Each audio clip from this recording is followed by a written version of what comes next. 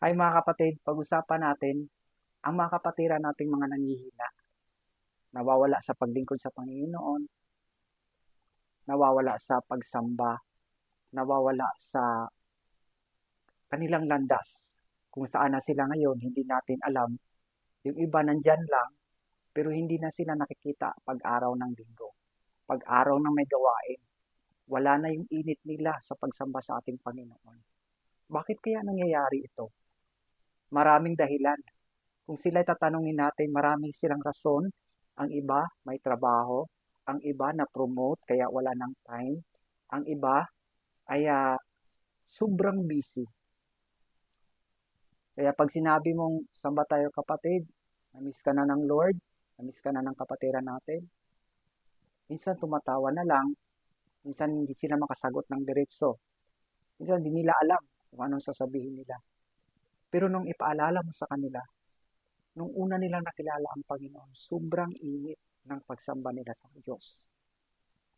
Talagang nakikita mo umaapoy, nakikita mo yung buhay nila, kung paano sila sumunod sa Panginoon. Ang iba naging workers, naging leaders pa sa church.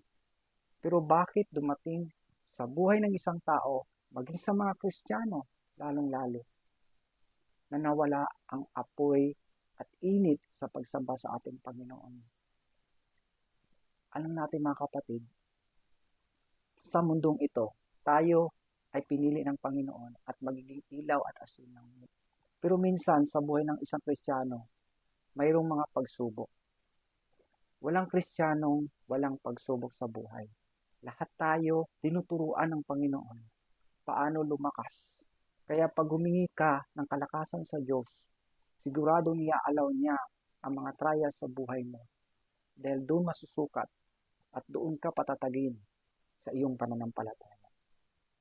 Nakakalungkot kasi nakikita mo yung mga kapatiran natin, nandyan na lang sila, araw ng linggo, wala sila sa church, nandoon sila gumagala kahit saan, ang saya nila, pero nakalimutan nila na ang linggo ay para sa Panginoon. Ito ay dinisenyo ng Diyos para siya ay purihin. Kaya kapatid, kung ikaw ay nakikinig ngayon at isa ka doon sa nanghihina bilang isang Kristiyano, bumalik ka sa Lord. Ibalik mo yung init ng pagsamba sa Kanya. Maraming dahilan kung bakit tayo nawawalan ng apoy sa pagsunod natin sa ating Diyos na nasa langit. Ito ang sabi ng Revelation, chapter 4, verse 2. You have forsaken your first love.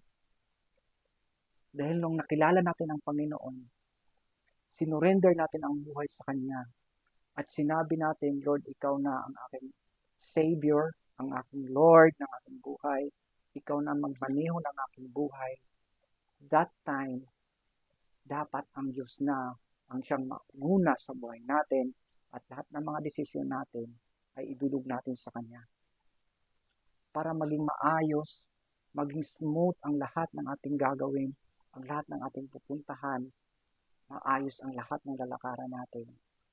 Na kahit may promotion man na ibigay sa iyo, that is blessing ng Panginoon. Ibig sabihin, faithful. Kaya Kanya nilagay doon sa posisyon na yon.